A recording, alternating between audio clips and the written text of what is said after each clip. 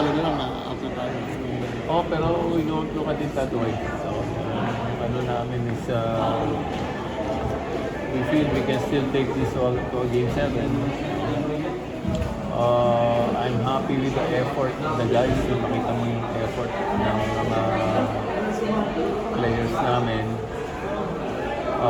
Ginebra just shot the ball really well. Every time we get some kind of a momentum, pasok yung press nila, meron pang mga 4. So, I think yun yung mga momentum stoppers dun sa laro namin. But I'm not really worried about our next game. Maganda pa rin yung vibes ng team na kahit natalo kami ngayon. I feel they're very positive still about the Sunday game. You can feel that meron silang kumpiyansa na makakabalik sila. So, to me, that's a good sign.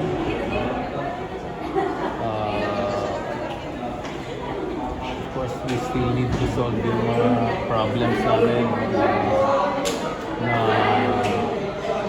defensive adjustments. All in all, we were hoping for a long series. Now it's a 6-game series.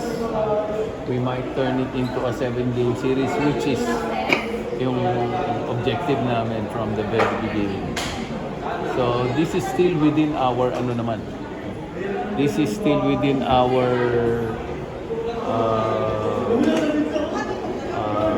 objective. We just want it to be a long series. If it goes Game 7,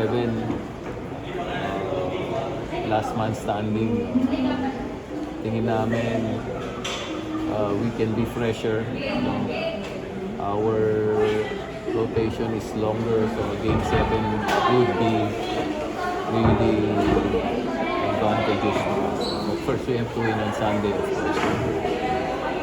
Pero maganda naman yung maganda yung vibes ng team. Kung usually matalo kang ganito, down na down sila, mararamdaman mo. But I did not feel that in this game today. Coach, yung sabi ni Adrian Moco at saka ibang players daw, mananalo ng series na ito yung mas magaling ng team. Ano kailangan nyung gawin para mas mautakan yung Ginebra ang Game 6? It's really not yung it's the small decisions that you make during the game. Parang the less turnovers you make, the less defensive lapses you make. Yun yung sa akin ang ibig sabihin nung mas matalino. Lahat naman kayo, both sides magkakamali. But it's really not putting one over the other. Parang naisahan mo dahil mas matalino. Hindi siya sa ganun. Tingin ko lang is make fewer mistakes. You will still make mistakes, but if you can make fewer mistakes, then these next 2 games, hopefully kung may may Game 7 pa, will still be very close and they will be won on the margins. And ang Ginebra advantage nila is they're very experienced. They're very experienced team. Ang tingin ko ang advantage namin is